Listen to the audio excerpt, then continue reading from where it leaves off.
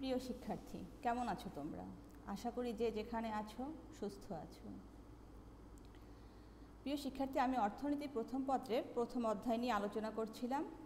আমরা এই অধ্যায়ের প্রায় শেষ পর্যায়ে চলে এসেছি। গত ক্লাসে আমি অর্থনীতি ব্যবস্থা নিয়ে আলোচনা শুরু করেছিলাম, কিন্তু সময়ের স্বল্পতার কারণে খুব বেশি দূর এগোতে পারিনি। আজ এই অধ্যায়ের অর্থনৈতিক ব্যবস্থা এবং এর বৈশিষ্ট্য নিয়ে আলোচনা করব। প্রথমেই আলোচনা করব অর্থনৈতিক ব্যবস্থা কী।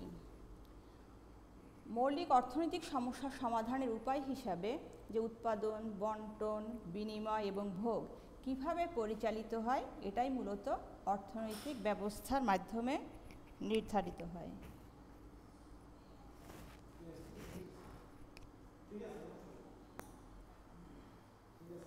অর্থাৎ যে সকল রীতিনীতি, প্রাতিষ্ঠানিক কাঠামো এবং আইনগত বিধিবিধানের আওতায় উপকরণসমূহের ব্যবহার, উৎপাদন, বিনিময় ও ভোগ সংক্রান্ত কার্যাবলী সম্পাদিত হয় তাকে অর্থনৈতিক ব্যবস্থা বলে।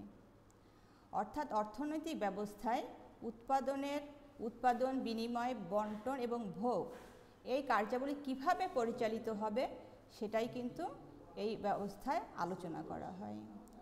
তাহলে সমাধান পদ্ধতির ভিন্নতা অনুযায়ী পৃথিবীতে বিকল্প বিভিন্ন ধরনের অর্থনৈতিক ব্যবস্থা রয়েছে, যেমন ধনতান্ত্রিক বা পুঁজিবাদী অর্থব্যবস্থা, অর্থাৎ ইংলিশে বলা হয় ক্যাপিটালিস্টিক ইকোনমি। এরপর রয়েছে নির্দেশমূলক বা সমাজতান্ত্রিক অর্থব্যবস্থা, অর্থাৎ কমান্ড অর সোশ্যালিস্টিক ইকোনমি, মিশ্র অর্থব্যবস্থা, মিক্সড ইকোনমি এবং ইসলামী অর্থব্যবস্থা, ইসলামিক ইকোনমি। তো এই চার ধরনের অর্থব্যবস্থা নিয়ে আমরা আজ আলোচনা করব এবং আলোচনার মধ্যেই এই অর্থব্যবস্থার পার্থক্যসমূহ নিয়ে আলোচনা করব। অর্থাৎ বিভিন্ন অর্থব্যবস্থার সাথে বিভিন্ন অর্থব্যবস্থার কী তুলনামূলক পার্থক্য রয়েছে সেটা নিয়ে আলোচনা করব। তাহলে প্রথমেই আমরা দেখি ধনতান্ত্রিক বা ক্যাপিটালিস্টিক ইকোনমিটা কী। ধনতান্ত্রিক অর্থব্যবস্থার সূত্রপাত হয় ইউরোপে, তবে বর্তমান বিশ্বে বিশুদ্ধ ধনতান্ত্রিক অর্থব্যবস্থা নেই। 1930 সালে মহামন্দার পূর্বে অর্থনৈতিক সমস্যা সমাধানের উপায় হিসাবেই কিন্তু এই ধনতান্ত্রিক অর্থব্যবস্থাকেই বেশি গুরুত্ব দেওয়া হতো। কিন্তু 1936 সালে ব্রিটিশ অর্থনীতিবিদ জন মেনার্ড কেইন্স তার বিখ্যাত গ্রন্থ the general theory of employment, interest and money প্রকাশিত হবার পর পুঁজিবাদী অর্থব্যবস্থার অসারতা প্রমাণিত হয়। অর্থাৎ এরপরে এই ধনতান্ত্রিক অর্থব্যবস্থা বা পুঁজিবাদী অর্থব্যবস্থা তার গুরুত্ব হারায়। তাহলে ধনতান্ত্রিক অর্থব্যবস্থা হচ্ছে যে অর্থব্যবস্থায় উৎপাদনের উপাদানসমূহ ব্যক্তিগত মালিকানায় পরিচালিত হয়, অর্থাৎ উৎপাদনের উপকরণসমূহের মালিক ব্যক্তি এবং সরকারি হস্তক্ষেপ ছাড়াই অবাধ দাম প্রক্রিয়ার মাধ্যমে তাদের পরিচালিত হয়, তাই হচ্ছে কি ধনতান্ত্রিক অর্থব্যবস্থা। অর্থাৎ এই অর্থব্যবস্থার মূল বৈশিষ্ট্য হলো যেখানে ব্যক্তি মালিকানা স্বীকৃত এবং সরকারি হস্তক্ষেপ নেই, এবং এই সরকারি হস্তক্ষেপ ছাড়াই কিন্তু বাজার প্রক্রিয়ার মাধ্যমেই দাম নির্ধারিত হয়। তাহলে এবার এই অর্থব্যবস্থার কিছু বৈশিষ্ট্য নিয়ে আলোচনা করি। প্রথম বৈশিষ্ট্য হচ্ছে যে এই অর্থব্যবস্থায় উদ্যোগের স্বাধীনতা রয়েছে, অর্থাৎ উদ্যোক্তার স্বাধীনতাই ধনতন্ত্রের অপরিহার্য শর্ত। উৎপাদন, বণ্টন, বিনিময়, ভোগ প্রভৃতি ক্ষেত্রে বেসরকারি উদ্যোগ স্বীকৃত, অর্থাৎ এই অর্থব্যবস্থায় বেসরকারি উদ্যোগ রয়েছে এবং এক্ষেত্রে সরকারি হস্তক্ষেপ নেই, অর্থাৎ উৎপাদনকারী যে উৎপাদন সিদ্ধান্ত গ্রহণ করবে সে ব্যাপারে সরকার কোনো হস্তক্ষেপ করে না।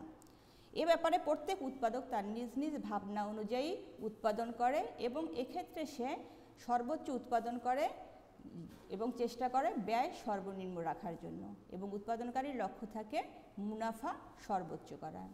অর্থাৎ এক্ষেত্রে উদ্যোগের স্বাধীনতা রয়েছে।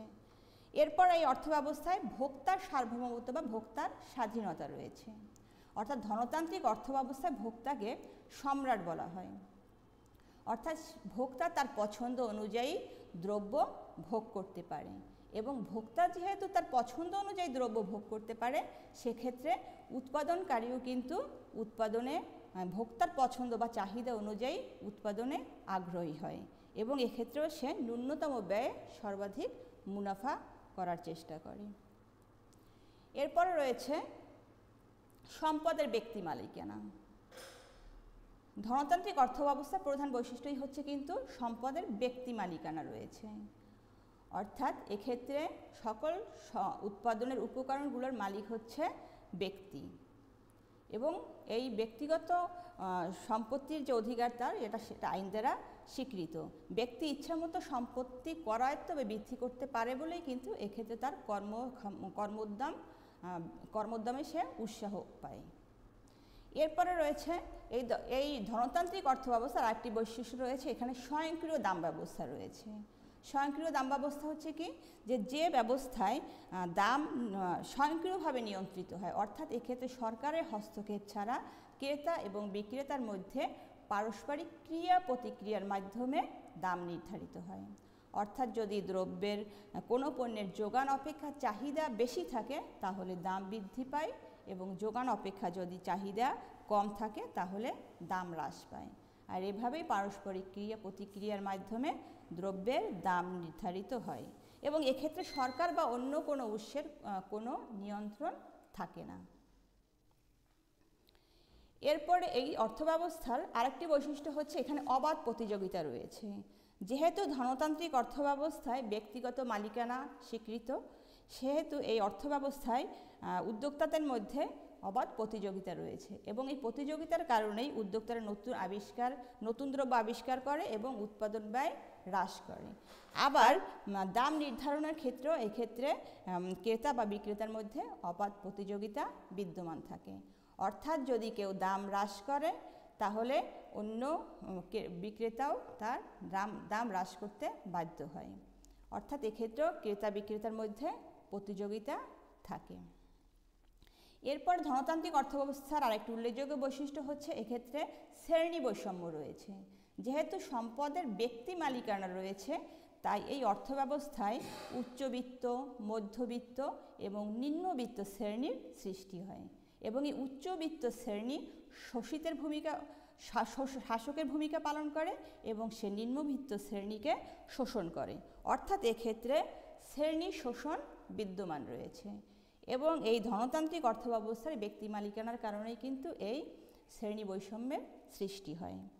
আর এই অর্থব্যবস্থার আরেকটি বৈশিষ্ট্য হচ্ছে এক্ষেত্রে মুনাফা অর্জন করে, মানে ব্যক্তির উদ্যোক্তার লক্ষ্যই থাকে যে মুনাফা সর্বোচ্চ করা, কিভাবে সর্বনিম্ন ব্যয়ে সর্বাধিক মুনাফা অর্জন করা যায়, সেটাই হচ্ছে এই অর্থব্যবস্থার একটি বড় বৈশিষ্ট্য এবং এই মুনাফা বৃদ্ধি করার সম্ভাবনার কারণেই কিন্তু বিনিয়োগও বৃদ্ধি পায়, অর্থাৎ যেসব দ্রব্যের মুনাফা বেশি থাকে, বেশি হওয়ার সম্ভাবনা থাকে, সেসব দ্রব্যের বিনিয়োগও বেশি হয়। এই অর্থব্যবস্থায় মুদ্রাস্ফীতি দেখা দেয়। যেহেতু এক্ষেত্রে উৎপাদনকারী স্বাধীনভাবে দ্রব্য উৎপাদন করে, তাহলে এক্ষেত্রে বেশি উৎপাদন অথবা কম উৎপাদনের সুযোগ থাকে এবং উৎপাদনকারী এক্ষেত্রে মুদ্রাস্ফীতিও সৃষ্টি হয়। এরপরে যে অর্থব্যবস্থাটা নিয়ে আলোচনা করব সেটা হচ্ছে নির্দেশমূলক বা সমাজতান্ত্রিক অর্থব্যবস্থা। প্রথম অর্থব্যবস্থা ছিল ধনতান্ত্রিক অর্থব্যবস্থা,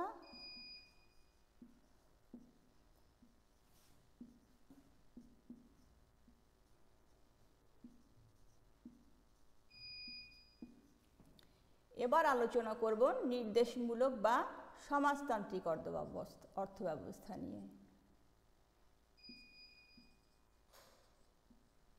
নির্দেশমূলক বা সমাজতান্ত্রিক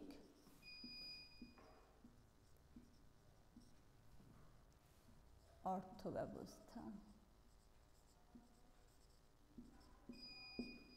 অর্থাৎ command or socialistic economy. Command or socialistic economy. Command আর সোশ্যালিস্টিক ইকোনমি কি? প্রথমে দেখি যে এই নির্দেশমূলক অর্থব্যবস্থাটা কি। তাহলে নির্দেশমূলক অর্থব্যবস্থা প্রবক্তা হলেন জার্মান বৈজ্ঞানিক বা সমাজতন্ত্রের জনক কার্ল মার্কস এবং দার্শনিক ও চিন্তাবিদ ফ্রেডারিক এঙ্গেলস। 1917 সালে রাশিয়ার সর্বপ্রথম লেনিনের নেতৃত্বে এই সমাজতন্ত্রের গোড়াপত্তন হয়। সমাজতান্ত্রিক অর্থব্যবস্থা হচ্ছে এমন একটি অর্থব্যবস্থা যেখানে সম্পত্তির রাষ্ট্রীয় মালিকানা বিদ্যমান এবং কেন্দ্রীয় কর্তৃপক্ষ অর্থনৈতিক সিদ্ধান্ত গ্রহণ করে। অর্থাৎ সমাজতান্ত্রিক অর্থব্যবস্থাটা হচ্ছে ধনতান্ত্রিক অর্থব্যবস্থা থেকে বিপরীত একটি ধারণা। ধনতান্ত্রিক অর্থব্যবস্থায় ব্যক্তি মালিকানা স্বীকৃত ছিল, কিন্তু সমাজতন্ত্রে সকল সম্পদের মালিক হচ্ছে রাষ্ট্র। সমাজতান্ত্রিক অর্থব্যবস্থায় সকল অর্থনৈতিক সিদ্ধান্ত কেন্দ্রীয় কর্তৃপক্ষ গ্রহণ করে থাকে। এবার আমি এই অর্থব্যবস্থার বৈশিষ্ট্য নিয়ে আলোচনা করব। তো সমাজতান্ত্রিক অর্থব্যবস্থার প্রথম গুরুত্বপূর্ণ যে বৈশিষ্ট্য সেটি হচ্ছে উপকরণের ব্যক্তি মালিকানা নেই, যেটা ধনতান্ত্রিক অর্থব্যবস্থায় ছিল। ধনতান্ত্রিক অর্থব্যবস্থায় উৎপাদনের উপকরণের ব্যক্তিগত মালিকানা আইন দ্বারা স্বীকৃত ছিল, কিন্তু সমাজতান্ত্রিক অর্থব্যবস্থায় সম্পদের কোনো ব্যক্তিগত মালিকানা নেই। এক্ষেত্রে সকল সম্পদের মালিক হচ্ছে রাষ্ট্র এবং রাষ্ট্রই সিদ্ধান্ত গ্রহণ করে যে তার সম্পদ কিভাবে ব্যবহার করবে। সমাজতান্ত্রিক অর্থব্যবস্থায় শ্রেণী শোষণ অনুপস্থিত, যেটা আমরা ধনতান্ত্রিক অর্থব্যবস্থায় দেখে এসেছি যে শ্রেণী শোষণ রয়েছে। সমাজতান্ত্রিক অর্থব্যবস্থায় যেহেতু সম্পদের মালিক রাষ্ট্র, তাহলে এক্ষেত্রে উচ্চবিত্ত, মধ্যবিত্ত এবং নিম্নবিত্ত শ্রেণীর সৃষ্টি হয় না, ফলে এক্ষেত্রে শোষণেরও উপস্থিতি নেই, অর্থাৎ এক্ষেত্রে শ্রেণী শোষণ নেই। এরপরে রয়েছে এই অর্থব্যবস্থায়, ব্যক্তিগত অর্থব্যবস্থায় যেখানে মুনাফার একটি ব্যাপার ছিল, যে ধনতান্ত্রিক অর্থব্যবস্থায় উদ্যোক্তার লক্ষ্যই থাকে মুনাফা সর্বোচ্চ করা, কিন্তু এই অর্থব্যবস্থায় মুনাফার সিদ্ধান্ত মানে উৎপাদনের সিদ্ধান্ত গ্রহণ করে যেহেতু রাষ্ট্র, তাহলে কোন দ্রব্য উৎপাদন করবে কিংবা কোন দ্রব্যের প্রয়োজনীয়তা রয়েছে তা রাষ্ট্রই নির্ধারণ করে এবং তার দামও রাষ্ট্রই নির্ধারণ করে। কাজে এক্ষেত্রে মুনাফা অর্জনের কোনো সুযোগ নাই বা মুনাফার আশায় কোনো দ্রব্য উৎপাদিত হয় না। এরপরে রয়েছে অবাধ প্রতিযোগিতার অনুপস্থিতি। তাহলে আমরা ধনতান্ত্রিক অর্থব্যবস্থায় কিন্তু দেখেছি যে অবাধ প্রতিযোগিতা রয়েছে, কিন্তু নির্দেশমূলক অর্থব্যবস্থায় অবাধ প্রতিযোগিতা নেই, কারণ এই অর্থব্যবস্থায় স্বয়ংক্রিয়ভাবে কিন্তু দাম নির্ধারিত হয় না। কেন্দ্রীয় কর্তৃপক্ষ সকল পণ্যের দাম নির্ধারণ করে, অর্থাৎ কোনো পণ্যের দাম কতটা হবে তা নির্ধারণ করে কেন্দ্রীয় কর্তৃপক্ষ, যে উৎপাদিত দ্রব্যের সাথে কতটা মূল্য সংযোজিত হয়েছে সে অনুযায়ী সে দাম নির্ধারণ করে। কাজে এক্ষেত্রে অবাধ প্রতিযোগিতা অনুপস্থিত। এরপরে রয়েছে বন্টন ব্যবস্থা। তাহলে স্বয়ংক্রিয় নির্দেশমূলক বা সমাজতান্ত্রিক অর্থব্যবস্থায় শ্রমিকের কাজের পরিমাণ ও গুণ অনুযায়ী মজুরি প্রদান করা হয়। কাজে এক্ষেত্রে কিন্তু মজুরি সমান না, মজুরির ক্ষেত্রে অসমতা রয়েছে, অর্থাৎ যার কাজের গুণ বেশি এবং যার কাজের পরিমাণ বেশি সেই অনুযায়ী তাকে মজুরি প্রদান করা হচ্ছে। এরপর এই অর্থব্যবস্থার একটা বৈশিষ্ট্য হচ্ছে যে ভোক্তার চাহিদার উপর নিয়ন্ত্রণ থাকে। ধনতান্ত্রিক অর্থব্যবস্থা আমরা দেখেছি যে ভোক্তার স্বাধীনতা রয়েছে, সে স্বাধীন অনুযায়ী যে কোনো পণ্য যে কোনো পরিমাণে ভোগ করার অধিকার রয়েছে, কিন্তু সমাজতান্ত্রিক অর্থব্যবস্থায় ভোক্তার বা ক্রেতার চাহিদাকে নিয়ন্ত্রণ করা হয়, অর্থাৎ যখন যা খুশি তা ভোগ করা যায় না। এই অর্থব্যবস্থায় কি উৎপাদন করা হবে এবং কিভাবে তা বন্টন করা হবে তা রাষ্ট্রই নির্ধারণ করে। ধনতান্ত্রিক অর্থব্যবস্থা আমরা দেখেছি যে মুদ্রাস্ফীতির উপস্থিতি রয়েছে, কিন্তু নির্দেশমূলক অর্থব্যবস্থায় মুদ্রাস্ফীতির উপস্থিতি নেই, অর্থাৎ এই অর্থব্যবস্থায় মুদ্রাস্ফীতি অনুপস্থিত।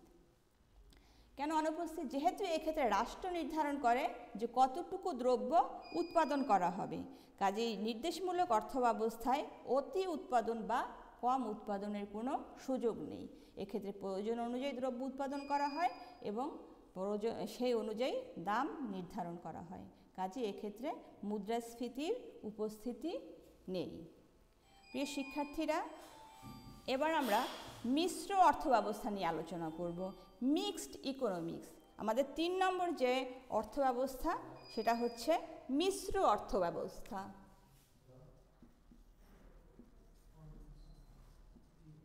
মিশ্র অর্থ ব্যবস্থা, মিক্সড ইকোনমি। মিশ্র অর্থ ব্যবস্থাটাকে আগেই বলা হয়েছে মিশ্র, মিক্সড। তাহলে মিশ্র অর্থ ব্যবস্থা কি, যে অর্থ ব্যবস্থায় ধনতন্ত্র এবং সমাজতন্ত্রের যে দুর্বলতাগুলো রয়েছে সেই দুর্বলতাগুলো পরিত্যাগ করে গুণগুলো গ্রহণ করে গড়ে ওঠে, তা সেই অর্থ ব্যবস্থাকেই বলা হয় মিশ্র অর্থনৈতিক ব্যবস্থা। অর্থাৎ সমাজতন্ত্র এবং ধনতন্ত্রের দুর্বলতা বাদ দিয়ে শুধুমাত্র গুণগুলো নিয়ে যে অর্থ ব্যবস্থা গড়ে ওঠে। তাহলে আমরা বুঝতেই পারছি যে মিশ্র অর্থ ব্যবস্থায় ধনতান্ত্রিক এবং সমাজতান্ত্রিকের বৈশিষ্ট্যগুলো বিদ্যমান রয়েছে। অধ্যাপক P.S. হ্যামিলটনের মতে মিশ্র অর্থব্যবস্থা এরূপ একটি অর্থব্যবস্থা যেখানে উৎপাদন ও ভোগ কার্য সংঘটিত করার ক্ষেত্রে বাজার ব্যবস্থার সাথে সরকারি নিয়ন্ত্রণ ব্যবস্থার সংমিশ্রণ ঘটে। অর্থাৎ মিশ্র অর্থব্যবস্থায় যেমন সরকারি বিনিয়োগ রয়েছে তেমনি বেসরকারি বিনিয়োগও রয়েছে। আবার এক্ষেত্রে সম্পদের সরকারি মালিকানাও রয়েছে, বেসরকারি মালিকানাও রয়েছে, এবং সব ক্ষেত্রে এবং যেসব ক্ষেত্রে প্রয়োজন অনুযায়ী সরকারি নিয়ন্ত্রণ রয়েছে। এবার আমরা এই অর্থব্যবস্থার বৈশিষ্ট্যগুলো নিয়ে আলোচনা করব। তাহলে প্রথমেই বলা হয়েছে যে মিশ্র অর্থব্যবস্থায় সরকারি ও বেসরকারি খাতের উপস্থিতি স্বীকৃত। অর্থাৎ মিশ্র অর্থব্যবস্থায় সম্পদের মালিকানা, উৎপাদন ব্যবস্থা, ব্যবসা বাণিজ্য প্রত্যেক ক্ষেত্রে সরকারি ও বেসরকারি খাতের উপস্থিতি স্বীকৃত। প্রয়োজনীয়তা ও সামর্থ্য অনুযায়ী উভয় খাত তাদের কর্মপরিকল্পনা বাস্তবায়ন করে। অর্থাৎ সরকারি খাত এবং বেসরকারি খাত উভয় কী করে, প্রয়োজন ও সামর্থ্য অনুযায়ী তাদের কর্মপরিকল্পনা বাস্তবায়ন করে। মিশ্র অর্থব্যবস্থার একটি বৈশিষ্ট্য হচ্ছে এক্ষেত্রে সরকারি বিনিয়োগ রয়েছে, যেমন জনগুরুত্বপূর্ণ খাত সহ রাষ্ট্রীয় নিরাপত্তা খাতগুলোতে সরকারি উদ্যোগে বিনিয়োগ পরিচালিত হয়। দেশের মৌলিক ও ভারী শিল্প কারখানা সহ গুরুত্বপূর্ণ আমদানি রপ্তানি সরকারি মালিকানা ও নিয়ন্ত্রণে পরিচালিত হয়। এই অর্থব্যবস্থায় আবার বেসরকারি বিনিয়োগও রয়েছে, অর্থাৎ সরকারি বিনিয়োগের পাশে বেসরকারি বিনিয়োগও রয়েছে। অর্থাৎ বেসরকারি বা ব্যক্তিগত উদ্যোগে ব্যবসা বাণিজ্য, ক্ষুদ্র ও মাঝারি শিল্প সহ এরূপ কর্মকাণ্ড পরিচালিত হয়। তবে বেসরকারি বিনিয়োগের উপরও সরকারের পরোক্ষ নিয়ন্ত্রণ রয়েছে, যাতে একচেটিয়া কারবার নিয়ন্ত্রণে থাকে, এবং এক্ষেত্রে বেসরকারি বিনিয়োগের ক্ষেত্রেও কতটা উৎপাদন করা হবে এবং কী পরিমাণ উৎপাদন করা হবে সেক্ষেত্রেও কিন্তু সরকারের নিয়ন্ত্রণ থাকে। আর মিশ্র অর্থব্যবস্থা আগেই বলা হয়েছে যে সম্পদের মালিকানা রাষ্ট্রীয় এবং ব্যক্তিগত উভয় ধরনেরই রয়েছে। অর্থাৎ সরকারি মালিকানার পাশাপাশি এক্ষেত্রে ব্যক্তিগত মালিকানাও স্বীকৃত। আর ব্যক্তি স্বাধীনতার ক্ষেত্রে ব্যক্তি স্বাধীনতা বা চিন্তার স্বাধীনতা প্রভৃতি এই অর্থব্যবস্থায় মিশ্র অর্থব্যবস্থায় স্বীকৃত। অর্থাৎ ব্যক্তির স্বাধীনতা বা চিন্তার স্বাধীনতা মিশ্র অর্থব্যবস্থায় রয়েছে। স্বয়ংক্রিয় দাম ব্যবস্থা, যেটা আমরা ধনতান্ত্রিক অর্থব্যবস্থায় পড়েছিলাম, যে ধনতান্ত্রিক অর্থব্যবস্থায় সরকারি নিয়ন্ত্রণ ছাড়া ক্রেতা বিক্রেতার দর কষাকষির মাধ্যমে স্বয়ংক্রিয়ভাবে দাম নির্ধারিত হয়। এবং অ্যাডাম স্মিথ এই যে দামের ওঠানামা এটাকে কিন্তু অদৃশ্য হস্ত বলে অভিহিত করেছেন। অর্থাৎ সরকারের নিয়ন্ত্রণ ছাড়াই কিন্তু দাম নির্ধারিত হচ্ছে। তাহলে এটা মিশ্র অর্থব্যবস্থার একটি বৈশিষ্ট্য এবং ধনতান্ত্রিক অর্থব্যবস্থারও কিন্তু একটি উল্লেখযোগ্য বৈশিষ্ট্য। প্রিয় শিক্ষার্থীরা, এরপরে আমরা এই অবাধ দাম ব্যবস্থা বা স্বয়ংক্রিয় দাম ব্যবস্থা নিয়ে একটু বিস্তারিত আলোচনা করব। এরপরে রয়েছে মিশ্র অর্থব্যবস্থার ক্ষেত্রে মুনাফা, যেটা আমরা ধনতান্ত্রিক অর্থব্যবস্থায় দেখেছি। তাহলে মিশ্র অর্থব্যবস্থায় যেহেতু ব্যক্তিগত মালিকানা রয়েছে সেহেতু এক্ষেত্রে কিন্তু মুনাফা অর্জন স্বীকৃত। অর্থাৎ ধনতন্ত্রের মতো এক্ষেত্রেও উদ্যোক্তার লক্ষ্য থাকে সর্বনিম্ন ব্যয়ে মুনাফা সর্বোচ্চ করার। এই অর্থব্যবস্থায় মুদ্রাস্ফীতির উপস্থিতি রয়েছে, যেহেতু এক্ষেত্রে ব্যক্তিগত মালিকানা স্বীকৃত এবং উদ্যোগের স্বাধীনতা রয়েছে, তাহলে কি পরিমাণে উৎপাদনের ক্ষেত্রে সরকারের ততটা নিয়ন্ত্রণ না থাকায় এক্ষেত্রেও কিন্তু মুনাফার উপস্থিতি রয়েছে।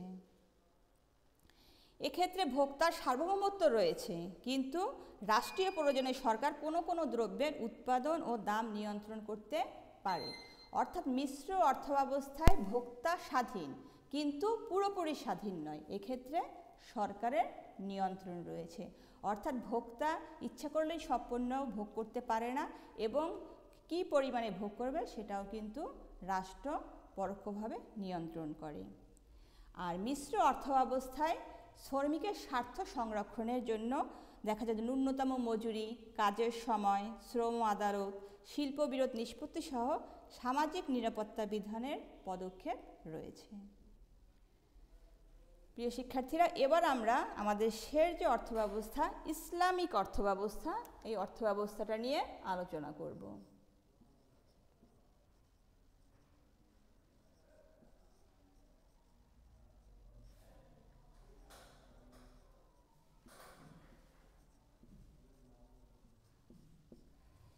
ইসলামী অর্থব্যবস্থা ইসলামের শরিয়া অনুযায়ী পরিচালিত হয়, অর্থাৎ ইসলামী শরিয়তের দৃষ্টিতে মানুষের অর্থনৈতিক সমস্যা ও তার আচরণের সুসংগবদ্ধ বিশ্লেষণ ও অধ্যয়নই হচ্ছে ইসলামী অর্থব্যবস্থা। তাহলে ইসলামী অর্থব্যবস্থা ইসলামের শরিয়ার আলোকে পরিচালিত হয়। তাহলে ইসলামের অর্থনীতির জ্ঞানের যে মূল 4টি উৎস রয়েছে, পবিত্র কুরআন, সুন্নাহ বা হাদিস, ইজমা এবং কিয়াস,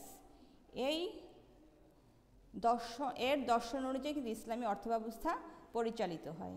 তাহলে ইসলামী অর্থব্যবস্থায় যে বৈশিষ্ট্যগুলো রয়েছে তা হলো যে ইসলামী অর্থব্যবস্থা ইসলামী শরিয়ত অনুযায়ী পরিচালিত হয়, যেমন পবিত্র কুরআনের নির্দেশ, ইসলামের মূল দর্শন ও রাসূল সাল্লাল্লাহু আলাইহি ইসলামের হাদিসের সাথে মিল রেখে অর্থনৈতিক সমস্যা সমাধানের পথ নির্দেশ করা হয় এই ইসলামী অর্থনীতিতে।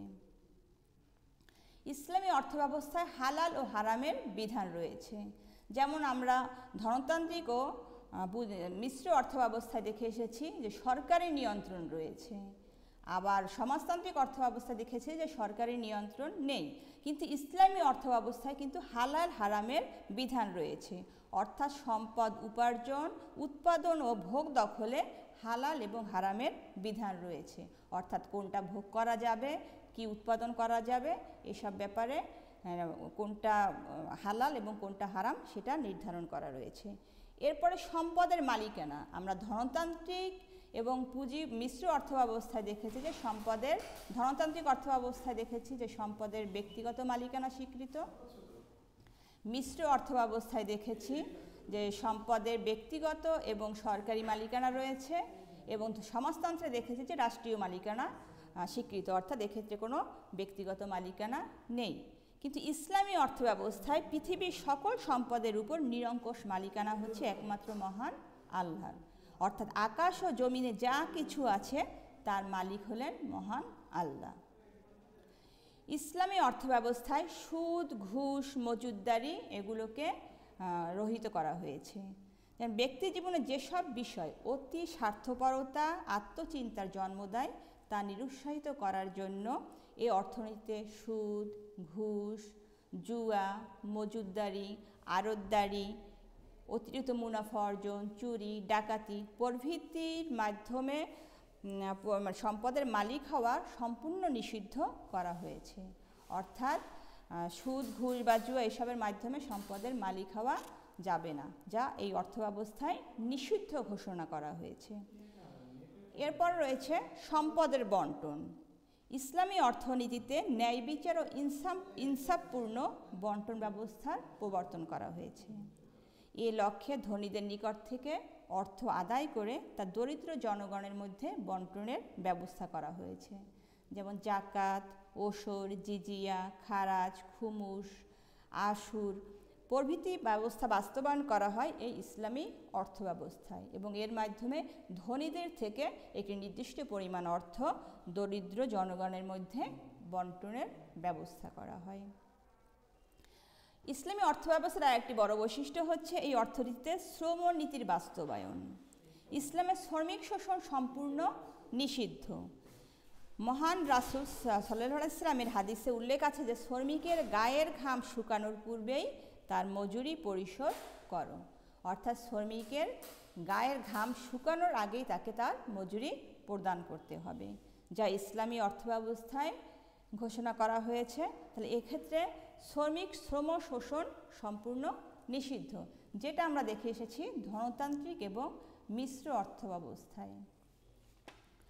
প্রিয় শিক্ষার্থীরা, এবার আমি তোমাদের সাথে ব্যষ্টিক ও সামষ্টিক অর্থনীতি অর্থাৎ অর্থনীতির দুটি শাখা, এই দুটি শাখা নিয়ে আলোচনা করব।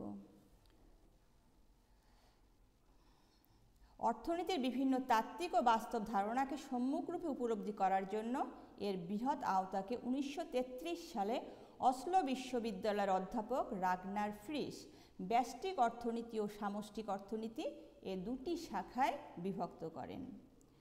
মহামন্দার পূর্বে ব্যষ্টিক অর্থনীতি এবং এরপর মহামন্দার কারণ ও তার প্রতিকার নির্ণয়ে লর্ড জে.এম. কেইন্স তার বিখ্যাত গ্রন্থ the general theory of employment, interest and money গ্রন্থ প্রকাশিত হওয়ার পর সামষ্টিক অর্থনীতি গুরুত্ব বৃদ্ধি পায়। তাহলে আমরা দেখি এবার ব্যষ্টিক অর্থনীতি ও সামষ্টিক অর্থনীতিটা কি। ব্যষ্টিক এর ইংরেজি শব্দ হচ্ছে মাইক্রো, ব্যষ্টিক অর্থনীতি হচ্ছে মাইক্রো ইকোনমিক্স, এটি গ্রিক শব্দ মাইক্রো থেকে নেওয়া হয়েছে। লক্ষ্য করো, মাইক্রো ইংরেজি শব্দ হচ্ছে মাইক্রো এবং গ্রিক শব্দ হচ্ছে মাইক্রোস, যার অর্থ হচ্ছে অতি ক্ষুদ্র। তাহলে অর্থনীতির প্রতি এককের আচরণ ও কার্যকলাপ যখন পৃথক পৃথকভাবে বিশ্লেষণ করা হয় তখন তাকে ব্যষ্টিক অর্থনীতি বলে। অর্থাৎ প্রতিটি একককে যখন পৃথক পৃথকভাবে বিশ্লেষণ করা হয় তাই হচ্ছে ব্যষ্টিক অর্থনীতি। যেমন ব্যক্তিগত চাহিদা, অর্থাৎ এককভাবে আলোচনা করা হচ্ছে, যখন ব্যক্তিগত চাহিদা, ব্যক্তিগত যোগান, ব্যক্তিগত আয় অর্থাৎ এক ব্যক্তির ভোগ, সঞ্চয়, তার বিনিয়োগ এবং যে কোনো একটি উৎপাদন প্রতিষ্ঠানের আয়, ব্যয়, মুনাফা প্রভৃতি এই ব্যষ্টিক অর্থনীতি হিসেবে বিবেচ্য। তাহলে ব্যষ্টিক অর্থনীতি কি আলোচনা করে? প্রতি এককের আচরণ ও কার্যকলাপ। তাহলে এক্ষেত্রে কোনো একক ব্যক্তির আয়, ব্যয় বা চাহিদা যোগান এগুলো নিয়ে আলোচনা করা হচ্ছে ব্যষ্টিক অর্থনীতি। অপরদিকে সামষ্টিক অর্থনীতি, সামষ্টিক শব্দের ইংরেজি প্রতিশব্দ হচ্ছে ম্যাক্রো,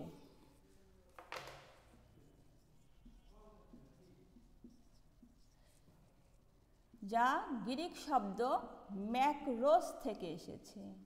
এই ম্যাক্রোস অর্থ হচ্ছে বৃহৎ বা বড় বা সামগ্রিক। তাহলে অর্থনীতির আওতাভুক্ত কোনো বিষয়কে যখন সামগ্রিক বা জাতীয় পর্যায়ে বিশ্লেষণ করা হয় তখন তাকে সামষ্টিক অর্থনীতি বলে। তাহলে ব্যষ্টিক অর্থনীতিতে আমরা বলেছিলাম ব্যক্তিগত চাহিদা, তাহলে সামষ্টিক অর্থনীতিতে বলবো সামগ্রিক চাহিদা। ব্যক্তিগত যোগান এক্ষেত্রে হবে সামগ্রিক যোগান। ঠিক তেমনি সামগ্রিক ভোগ, সাধারণ দামের স্তর, মজুরি স্তর, ব্যষ্টিকে মজুরি, সমষ্টিকে মজুরি স্তর, জাতীয় আয়, সামগ্রিক বিনিয়োগ, জাতীয় সঞ্চয়, নিয়োগ স্তর প্রভৃতি সামষ্টিক অর্থনীতির উদাহরণ হিসেবে স্বীকৃত। তাহলে ব্যষ্টিক অর্থনীতি ক্ষুদ্র পরিসরে আলোচনা করে এবং সামষ্টিক অর্থনীতি বৃহৎ পরিসর নিয়ে আলোচনা করে। ব্যষ্টিক অর্থনীতি থেকে আমরা অর্থনীতির সামগ্রিক বা আংশিক চিত্র দেখতে পাই, কিন্তু সামষ্টিক অর্থনীতি থেকে কিন্তু আমরা অর্থনীতির সামগ্রিক মূল্যায়ন করতে পারি। অর্থাৎ এক্ষেত্রে অর্থনীতির সামগ্রিক বা পূর্ণাঙ্গ চিত্র পাওয়া যায়।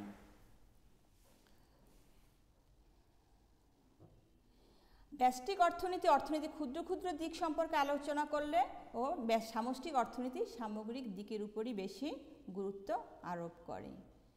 প্রিয় শিক্ষার্থীরা, আশা করি বুঝতে পেরেছ। আজ এ পর্যন্তই। আমরা আগামী ক্লাসে তোমাদের নতুন বিষয় নিয়ে আলোচনা করার চেষ্টা করব। সবাই সুস্থ থাকবে এবং নিয়মিত পড়াশোনা করার চেষ্টা করবে।